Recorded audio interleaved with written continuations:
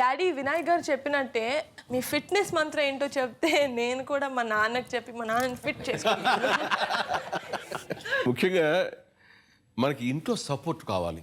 నా ఫుడ్కు సంబంధించి కావాల్సినవన్నీ సురేఖ తను ఏర్పాటు చేస్తుంటే ఒక ట్రైనర్ని పిలిపించి రోజుకి ఎన్ని గంటలు ఎలా ట్రైన్ అవ్వాలి, ప్రోటీన్ షేక్స్ ఎలా, డ్రింక్స్ ఎలా తీసుకోవాలని చరణ్ మరో పక్క నుంచి చెప్తూ పీరియాడికల్గా ఎంతవరకు ఎక్సర్సైజ్ చేస్తున్నారు, ఎంత వెయిట్ తగ్గుతున్నారు అంటూ తను అబ్జర్వేషన్లో ఉండి, సురేఖ మమ్మీ అబ్జర్వేషన్లో ఉండి, ఆ రకంగా నన్ను ఇంట్లో మంచి సపోర్ట్ దొరికింది నాకు. కాబట్టి నేను రిలాక్స్ అవ్వడానికి అవకాశం లేదు. ఇదంతా ఆలోచిస్తున్నప్పుడు నా మీద ఎంత ప్రేమ వీళ్ళకి అని నేను అనుకున్నాను.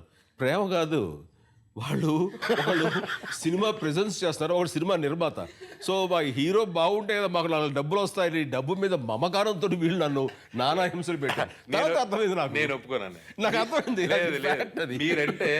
మీరంటే ఎంత ప్రేమ అంటే ప్రేమ ఏం కాదు. వాళ్ళు తను రోజు ఫోన్ చేసి నాన్నగారు అండి హ్యాపీగా ఉన్నారా, మూడ్ బాగుందా అని తను ఫోన్ చేసి మీ మీద ఎంత ఇదిగా ఉండేవాడు అంటే అంత అదొక్కటే అడిగేవాడు, ఇంకేం అడిగేవాడు కాదు. అదేంటిది షూటింగ్ అప్పుడే మామూలు పెడగచ్చుగా, మామూలు పెడగడు షూటింగ్ అప్పుడు. ఎందుకంటే షూటింగ్లో ఇన్పుట్ బాగా రావాలి, తద్వారా సినిమా బాగుంటే తను లాభిస్తాడు. అందుకనే అందరూ అంతే. లేదండి, అడిగే విధానంలో నాకు తెలిసిపోద్ది చరణ్ మీరంటే ప్రాణం, వదిన గారికి మీరంటే ప్రాణం.